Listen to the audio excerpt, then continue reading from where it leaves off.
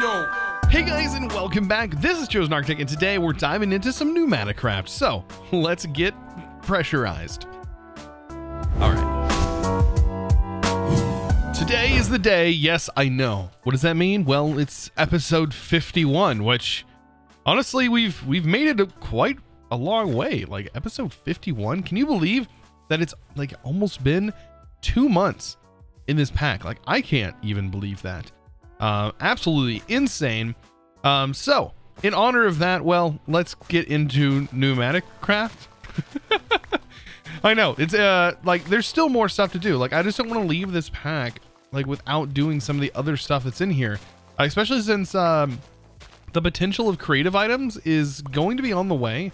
And from what I've seen with a little sneaky peek is that, well, those creative items are going to require PneumaticCraft. So we should probably get into that mod, right? And well, to do that, I'm going to need another area. So I'm thinking about kind of where I'm going to place this. I'm thinking about right here. Seems like a good area. Maybe building like a little 9x9 platform should work. We can get that all situated right here. Wow, this ends up being almost like a perfect 9x9 area. So yeah, I want to build another one of these platforms. Because this mod actually surprisingly requires like a little bit of space. Like we might have to utilize this whole area over here for all I know. And it's going to be very mechanical. So I'm going to try and make it as interesting as possible. This is a mod that it's usually a have to. Like I play with it because I have to play with it. Not that I don't enjoy this mod. It's just that it's on that like more grindy, techy, super techy side. Where it starts to get more realistic than it is like fun. So let's take this. Let's see, 1 2 3 doom 1 do. That should get us here. Do. No, I'm not singing the shark song, even though that would probably get me incredibly copyrighted. All right, so a little bit of dark wood. I think that's going to be the perfect platform for this, even though we're going to be playing with some incredibly hot materials. Yeah. Oh, also, if you're wondering why didn't I make anything from nature's aura? Well, the more I dive into it, as you can see, like almost everything is unlocked here. The more I'm like, this is definitely that mix between early game and mid game.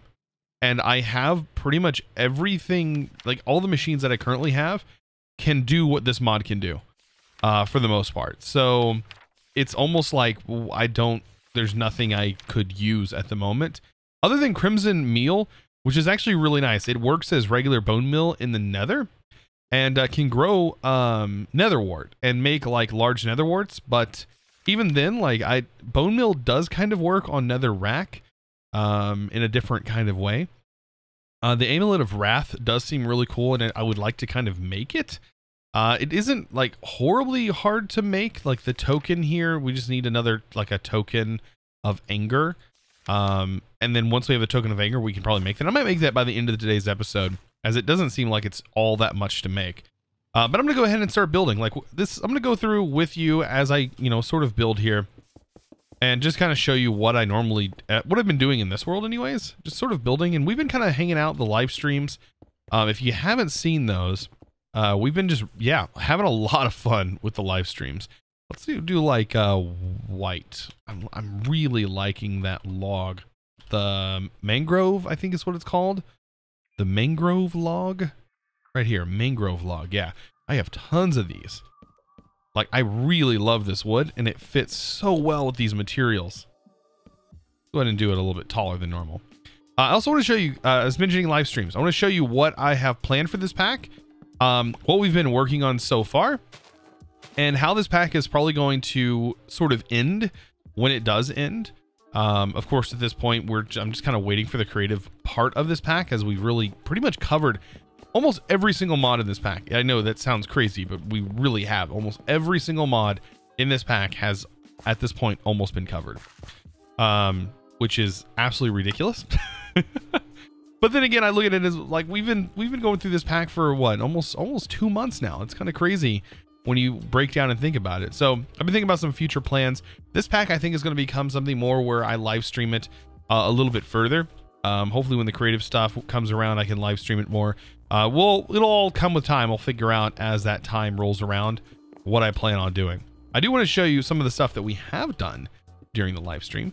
That is over here. It always seems like it becomes nighttime when I want to show things off. Man. I just recently did this. I was kind of bored earlier today, and I was like, you know, what can I do as I was prepping for today's video, coming up with what we were going to work on? I was like, man, I'm tired of these paths. I'm tired of some of these trees. So I chopped down a lot of the trees here, and then I made the paths a little bit different, a little bit more than just what they were, just to kind of spread things out. So a lot of this coarse dirt mixed with gravel and the grass paths kind of give it more of that dirty, like mud feel as if we're walking around here. But I finally gave purpose to these buildings. So this was definitely a need. This was a need. They were kind of just empty. I built them a few episodes ago and they were just left empty. So right here, I have a fish market. So there's some fish up on the walls. You can see back here, we got bluegill and things like that. I did have a catfish, but he kept getting away, which is upsetting. Inside here is all of our storage. So if you can kind of see, this is a really cool little thing that I seen. You can take campfires and burn them out and place stuff in them. And basically make a, he keeps doing that. He's opening that door. There we go. You can make like an actual like little cabinet area here where he can pull his fish out and, you know, he can serve us. Of course, there's this little workstation. We have some fishing rods and stuff that all fit. These are all barrels of fish. Over here, this was meant to be a mason. Oh yeah, I also set some redstone up for the shop. But this was supposed to be a mason. Now the problem is fast furnaces in here, and it didn't recognize the blast furnace. So I decided to make him a leather worker. So he's leather working it out. You can see right here, that's pretty much everything that we've gotten from this guy. But it was supposed to be something totally different. And then to our farmer. Yes, our lovely farmer right here, enjoying his nice scenery in the back. He's a lovely carrot farmer. Got everything he could possibly want. All of his carrots, got his water here, perfect, got his hay bales, and yeah, we got this guy definitely maxed out. So yeah, this was a fun little project that we kind of spent last live stream working on, just kind of messing around and, you know, playing around with like little techniques that you can build with. So I thought that was kind of cool. Anyways, let's get into this mod. Let's get into Simply Lights. I do a lot of this stuff off camera, so it's kind of nice to live stream and have the ability to like do these things on camera. It makes it a lot more fun, I can tell you that. So what exactly do we need to do to get into PneumaticCraft? Well, we are going to need to first off make a bunch of compressed iron. That is obviously not going to be a super difficult task for us, but pretty much everything in this mod is going to require that material. And this process to get all the way through the printed circuit boards is a little bit monotonous. And takes a little bit of time. And the main thing that I want to get set up today, though, is just the crafting process that we're going to need, that I've seen that we're going to need for creative items later on down the road. So to do that, I'm missing the items here. We're going to need a pressure chamber interface. That's one. We need the pressure chamber wall. That's going to be the main thing. You can see this is made of a new material to me, reinforced bricks. So reinforced stone. So just stone surrounded by, of course, compressed iron. So like I said, there's gonna be a lot of compressed iron. Looks like it saves you a little bit of iron resources here though, which is not bad. Pressure chamber interface, of course, just a little bit of stuff going on here. As far as the pressure chamber interface goes, we only need an input and an output. Of course, I think the block itself works as both. We're gonna also need some way of getting pressure in here because this is a mod based on pneumatic pressure, which is air pressure.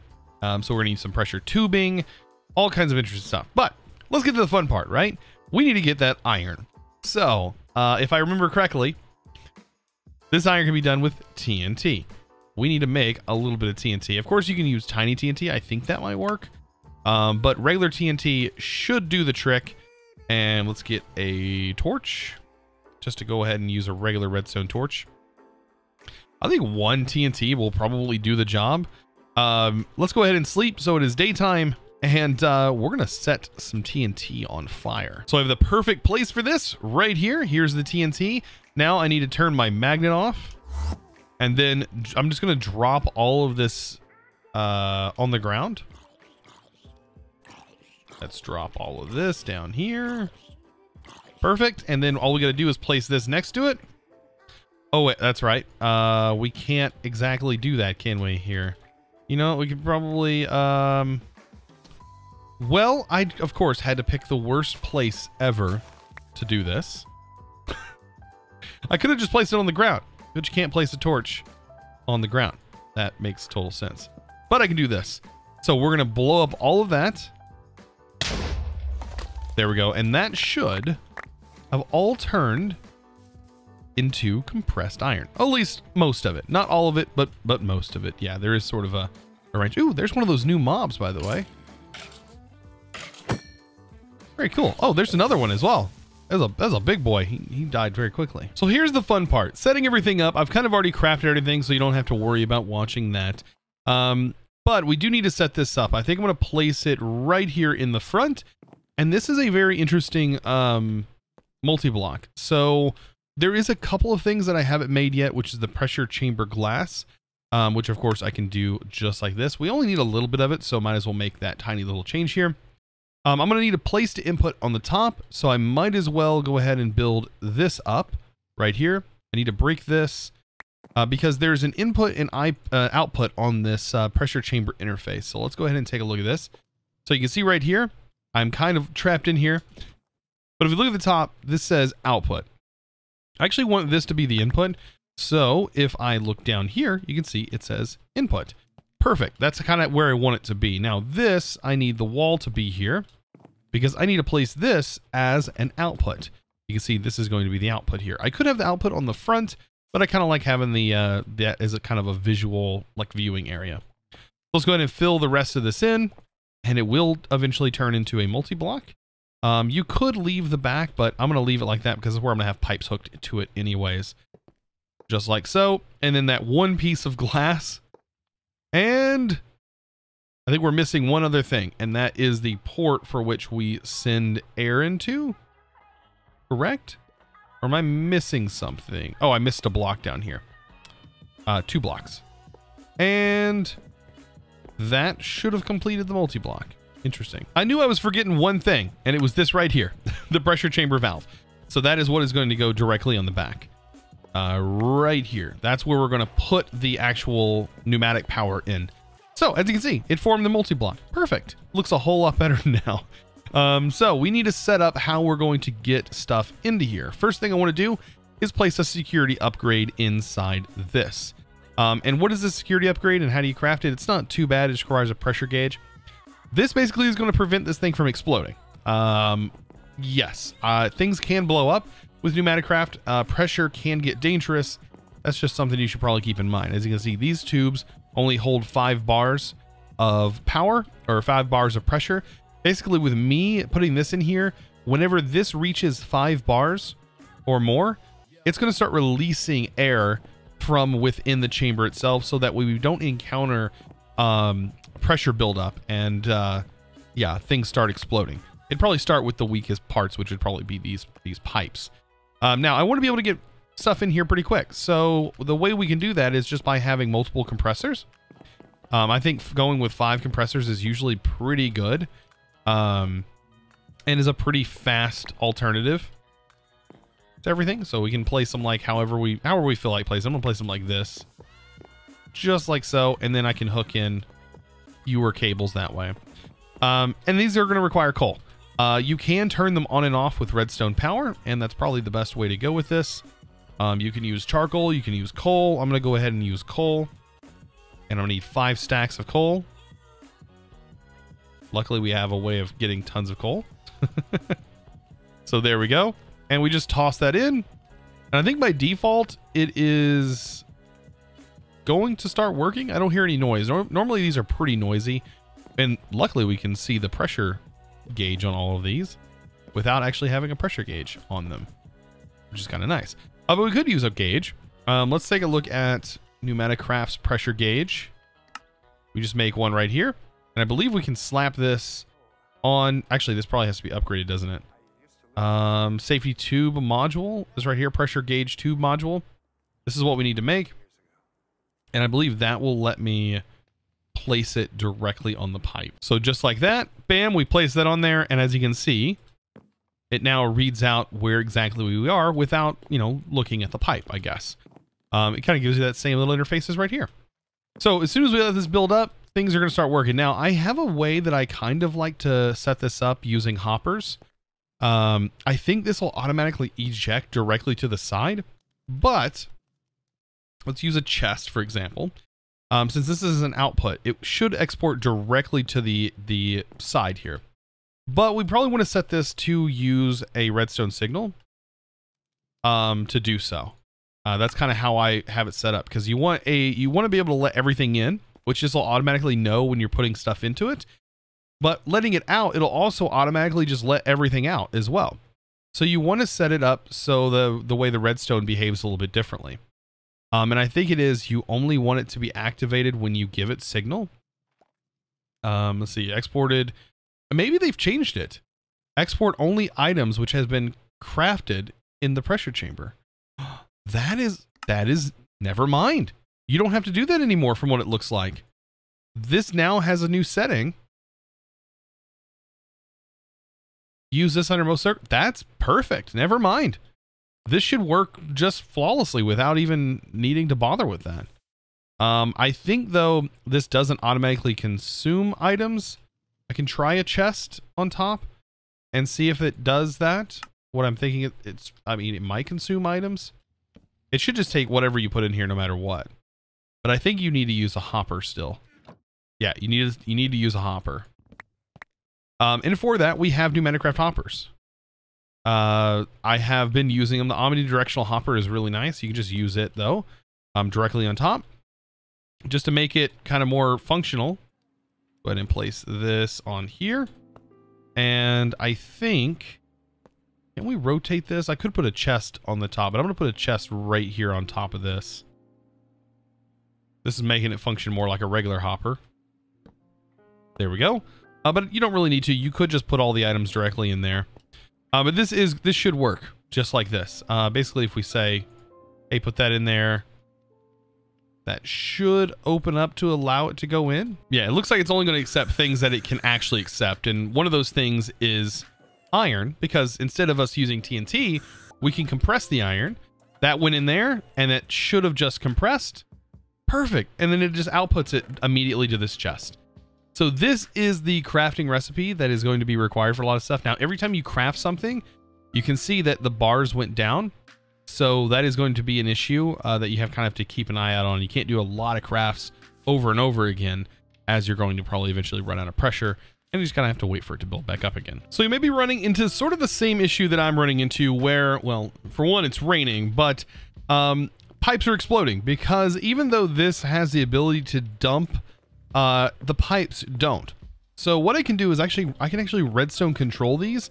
I want them all to be set to low signal. So they have to receive a low signal, I believe, to shut them off.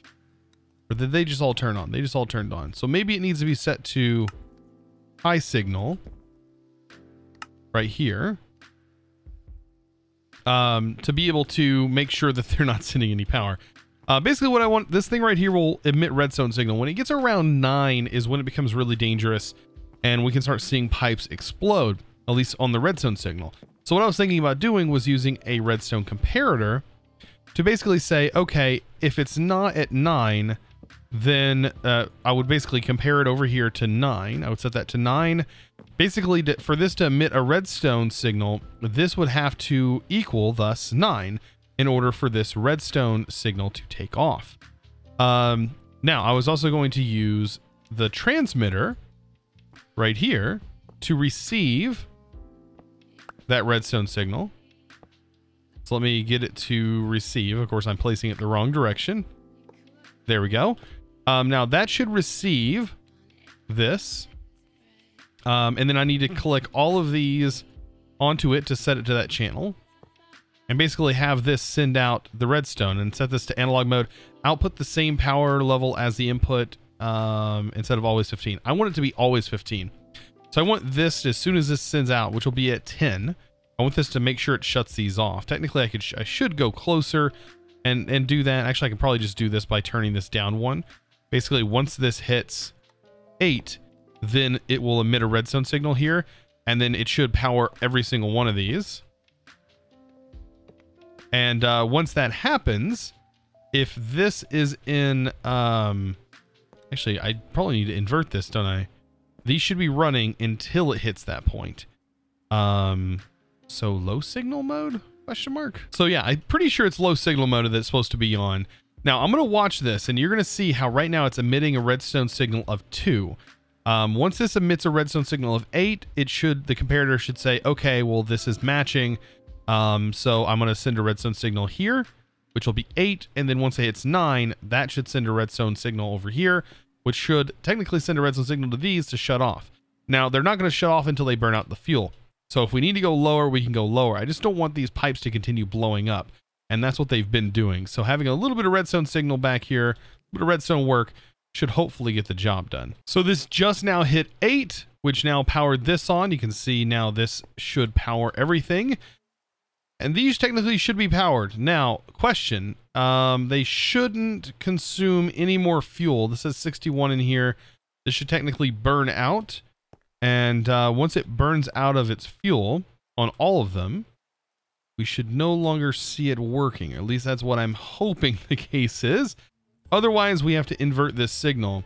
But I think that's how the low signal is supposed to work, I believe. Is when you give it redstone signal on low signal, it should shut off. Hopefully this in turn gives it the right signal. You can see it's kind of fluttering around that 5 bar mark, and that's the danger zone.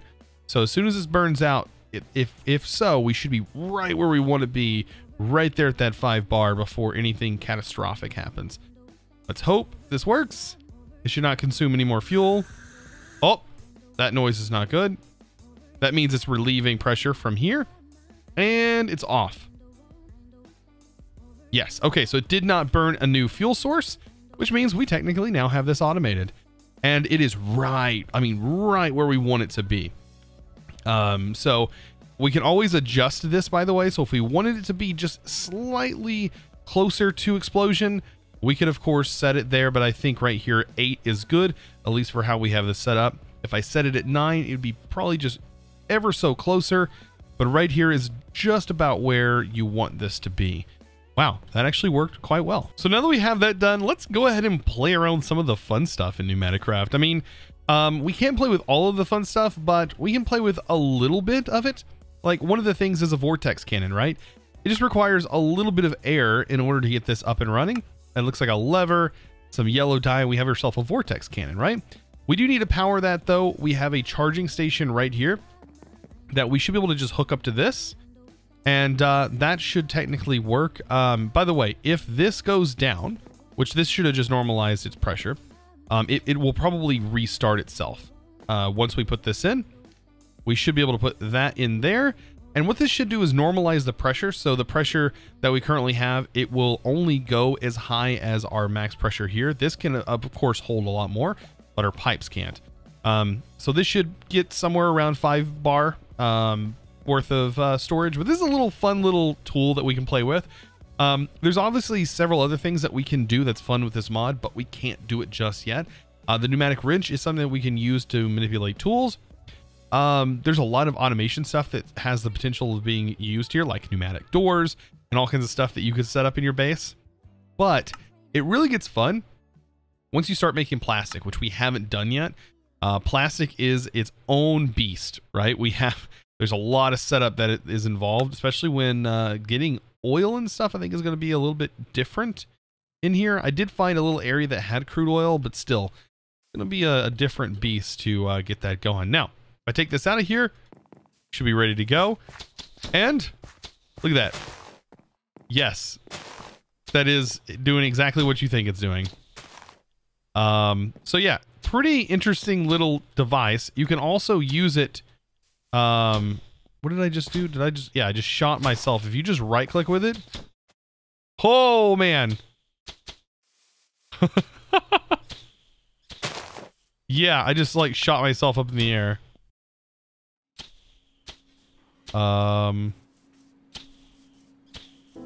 It's so weird. When does it want to do that? I love that it can break grass though. Maybe it's when it has more air, because right now it's sort of running out of air. We just ran out, but that was super fun. Like, that accelerated me really, really fast. Just another little fun thing. And I think you can use it to like push friends around if you're playing on a multiplayer server. There's all kinds of fun stuff you can do with these mods. Well, guys, you know how this goes. I need to thank the sponsor of today's video, and that is going to be a big thanks, if I can spell. Why do I always mess this up? Thanks. There we go. Thanks to Blade the Chosen One. Thank you so much for your amazing support over on the Patreon. Guys, I want to pose a question to you. Since this is definitely becoming nearing its end on YouTube, what do you think about a hardcore vanilla let's play? I don't know. I'm gonna have a poll. Be sure to check this out. If you don't know how to get there, you can access my community page here on YouTube by going to my YouTube channel, and then up in the top where you'll find playlists and everything else, you'll also find a tab that is called the community tab. In there, I'm gonna have a poll that I'm gonna leave up and running for a little while, and let you guys kind of figure out whether you would want me to start another Minecraft Let's Play, and if so, what mod pack, and or would you like me to try out some more vanilla and play vanilla? Because actually, some of my best performing videos was vanilla. So if you guys are interested in that, be sure to let me know. I would love to, man, jam into some more hardcore vanilla Minecraft, because I had a lot of fun playing that last time around. So if that's something you're interested in, be sure to check that poll out. Of course, this is going to be on my community tab. There's going to be some other stuff there as well. If you're interested, it's always a great place to kind of check out. Also, if you didn't know, I'll do live stream over on Twitch, so you can find me at twitch.tv/ChosenArchitect. Links all down in the description below. And if you'd like to become my Patreon, just like Blade the Chosen One over here, then of course that's linked down in the description below as well. Guys, I hope you enjoyed today's video. Of course, if you did, be sure to click that subscribe button if you haven't already, and also give this video a huge thumbs up. I really appreciate it. Of course, I'll see you in the next one, and as always, thanks for watching.